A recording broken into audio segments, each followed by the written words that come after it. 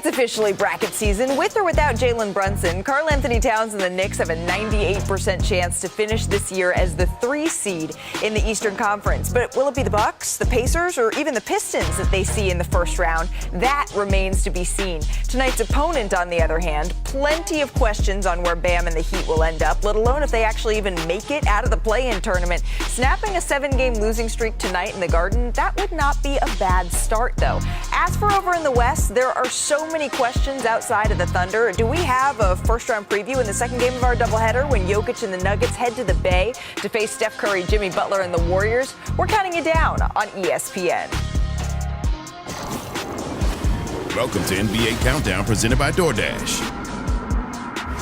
Hey friends, welcome into NBA Countdown. Tim Legler, Kendrick Perkins, I'm Malika Andrews, and we, just like all of you at home, we've been spending our afternoon trying to fill out our brackets ahead of the men's and women's NCAA tournaments. 2 questions, though, keep popping up for me. I don't know about you guys. Is who's going to be the one that busts the bracket, and then who is going to be the Cinderella story, maybe? And since we're just over a month away from the playoffs getting started, I figured, why don't we put a little NBA twist on some of these questions? So, Perk, I ask you, what contender do you think could be on upset alert? And I mean true contender, someone we have high expectations for that we need to be on upset alert for. Well, I'll go as high as you want me to be, okay? Here we go.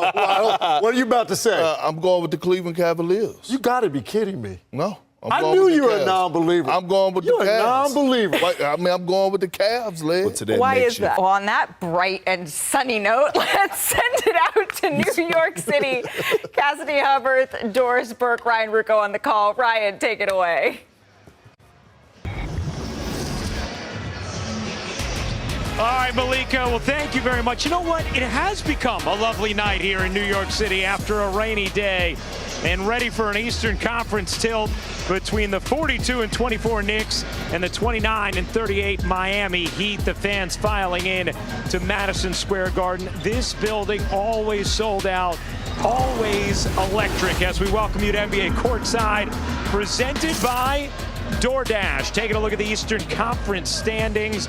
The Knicks firmly entrenched in that 3rd seed right now with cushion on either end. Meanwhile, Miami has drooped to 9th in that play-in.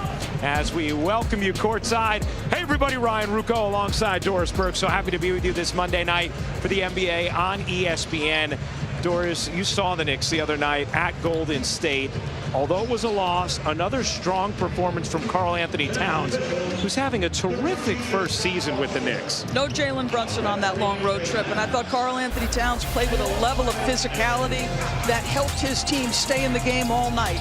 We know he is one of the best shooting big men in the NBA, perhaps all time. That three-point threat is legit, which balances beautifully with an authoritative downhill driving game. He can go left, he can go right, he's got size, he's got creative finishability. And you talk about the consistency, Ryan, you just mentioned it.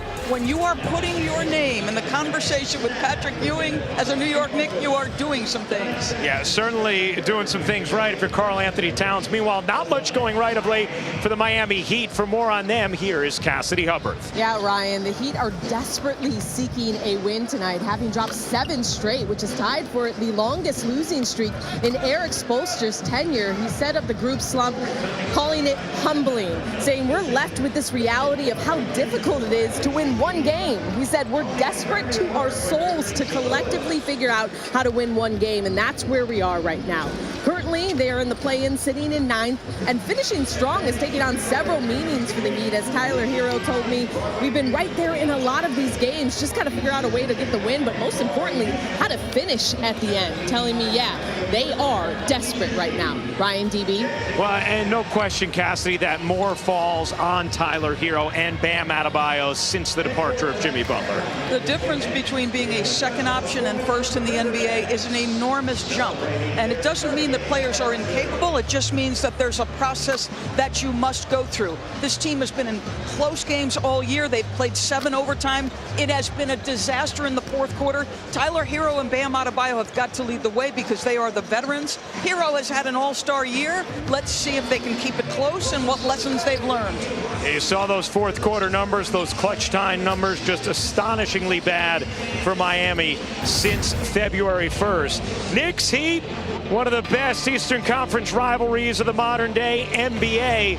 Another chapter coming up next. More Courtside from the studio on the other side.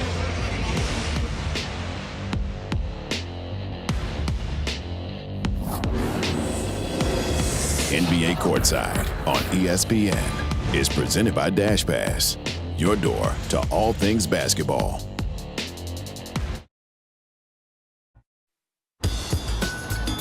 The Mecca is alive for a fierce matchup. The Garden's got that buzz again.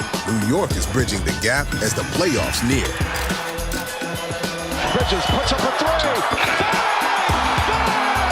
Karl-Anthony Towns with the dagger. On the biggest stage in basketball, Miami looks to turn up the heat. Oh my, a king-size slam dunk.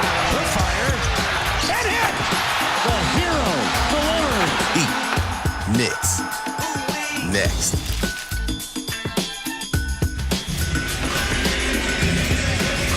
Welcome to NBA Monday, presented by State Farm.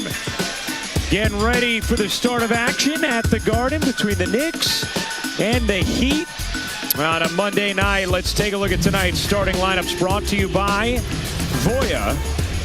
For the visiting Miami Heat, Tyler Hero, Duncan Robinson, Jaime Jaquez Jr. slides back into the starting lineup, along with Haywood Highsmith and then Bam Adebayo. And for the Knicks, still operating without the services of Jalen Brunson, Miles McBride has done a nice job sliding into the starting lineup with Mikal Bridges, Josh Hart, OG Anunoby, and Karl-Anthony Towns. It's the Knicks team that went 2-3 on a 5-game West Coast road trip. Wrapped up the other night at Golden State. Now back home in the friendly confines of the Garden, where they are 21-11 this season.